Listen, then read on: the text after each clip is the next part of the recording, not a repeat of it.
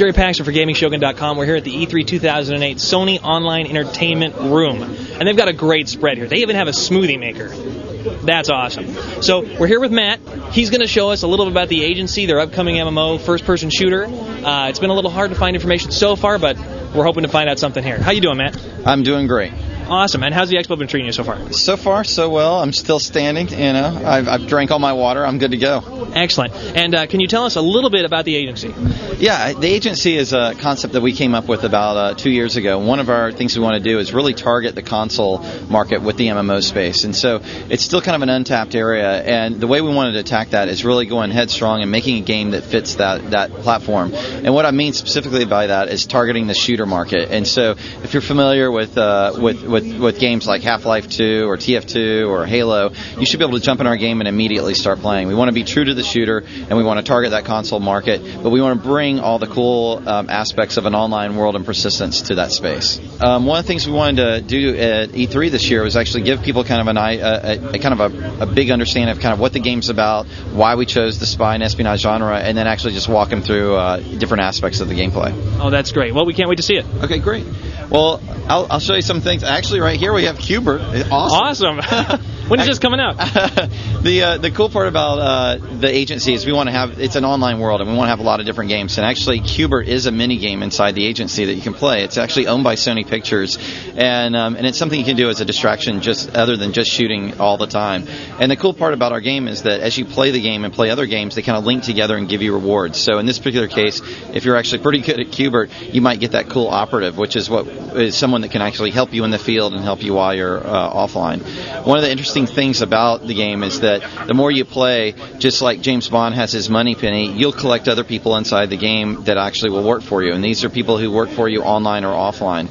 And what I mean by that is that if in people that are spies and agents, high-end elite agents, they don't click to make their weapons, right? That's old school MMO. We're done with that.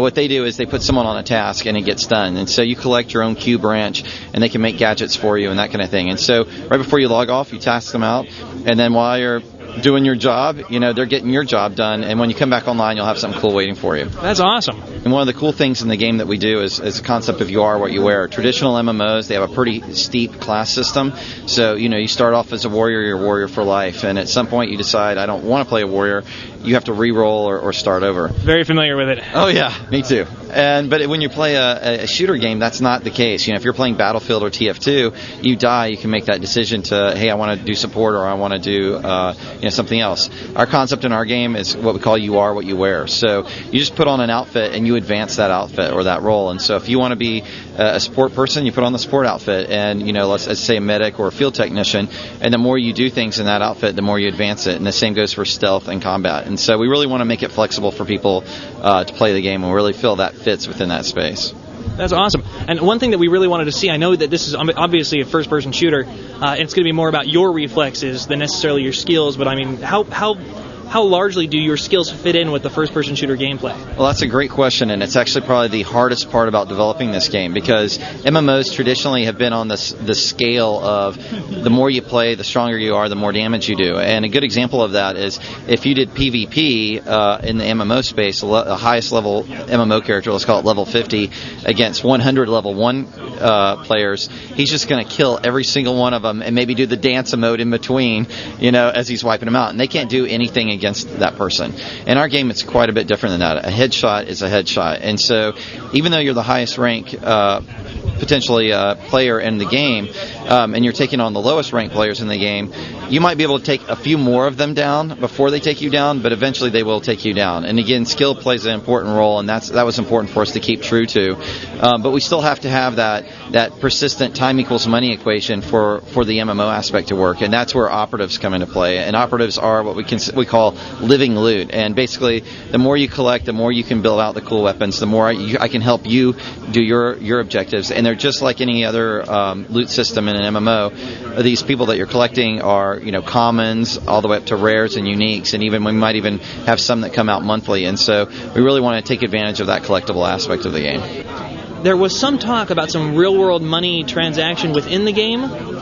So it's a good question. It did come up a while back, and there was some confusion around it. And that confusion is that actually the company we were talking about was Live Gamer, and Live Gamer actually provides more of the auction system for player-to-player real money transactions. And so we have not announced what our business model is yet on the game, and part of that is because we want to lower the barrier to entry for the console player. We want to make sure that they can get in, get their value before they have to start spending extra money for that ongoing content.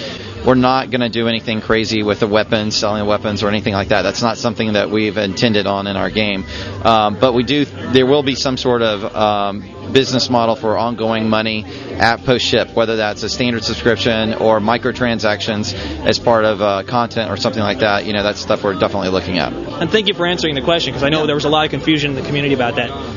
This is going to be out on the PC and PS3. Are you going to be able to play together on the same server yet? Or? One of the other questions that people have a lot, and it's a great question, which is technically there's no reason we can't do that. And in fact, at our studio right now, our development environment is set up to where when we do play tests, we play PC people against console players. Oh, that's cool. Now, all that being said, is that there's some big problems that we have to figure out whether we're going to attack when we launch or not. And number one, it's about cheating and exploiting PC versus console. If you've ever played like Counter-Strike on a hosted internet server, there's a lot of exploits that go on there, and being able to prevent those and keeping those platforms equal is not an easy job.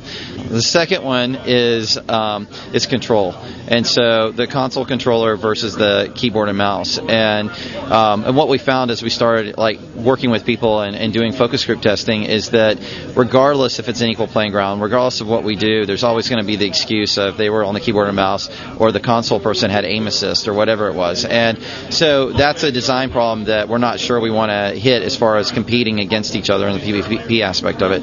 And then the absolute most important one is updating. And this is the one where it's probably the hardest one for us to solve, and probably the main reason why when we ship initially we won't have the cross gameplay is that the console requires a certification process anytime we update it. The PC does not. And so when you ship MMOs, if anybody's played MMOs, and I know you guys probably have. A few. The updating process is very important to those products, and it's important to our product also, and we want to make sure that we can keep them in sync without having issues across each other. So all that being said, it is technically possible, probably not, but what we are planning on doing is having a common database across the two. So if you bought the agency on the PC and want to play on your friend's console, you should be able to do that. Is this going to be on the PC? Is it going to be a DirectX 10 title or a DirectX 9 title? Right now, we're supporting both, and so we'll kind of figure out what we optimize for. But right now, we're supporting both. Play it on either Vista or XP, and we're taking advantage of both DirectX 10 and 9. Going back to the skills in combat, can you give me an example of a skill that you would have that would assist you in combat? Well, I think one of the things as we started developing the game we realized is that to some extent shooters and MMOs, as far as the way people play, especially cooperative team-based shooters, have similar skills to MMOs. We have our roles, which are our combat role, our stealth role, and our support role. And if you start breaking that down, you start getting into someone who on the combat side can take more weapons out, can take a little bit more damage. On the stealth side, you have your high DPS person, with a sniper rifle and other things. Right. And on the support side, you start getting your field techs, which is like being able to do turrets, being able to do healing and so forth. That's all the standard fare. And then when you start getting into skills, we start having cool stuff like barrage skills or breach skills, and that's where the roles really start getting specialized. And we've got all sorts of really cool skills that fit the spy and espionage space, all the way down to some absolutely ridiculous skills that people are really going to have some fun with. We have a skill right now that allows you to shoot through multiple enemies at one time. So you might want to get them all lined up before you take your shot, and a lot of that kind of stuff, which just adds to that fun of, hey, I'm playing a fun action game. Last question, do you have a release date yet? We haven't talked about a release date yet. The thing I can tell you is that we're in alpha right now, and we'll just kind of keep pushing through it. And as all the MMOers know, as soon as we get into beta, all hell will break loose, and then we'll figure out what our date is. But right now we're in alpha, and we're looking forward to moving on into beta. Well, thank you very much for answering our questions. We really appreciate it. No problem. Thank you very much. Yep, thanks. Jerry Paxton for GamingShogun.com.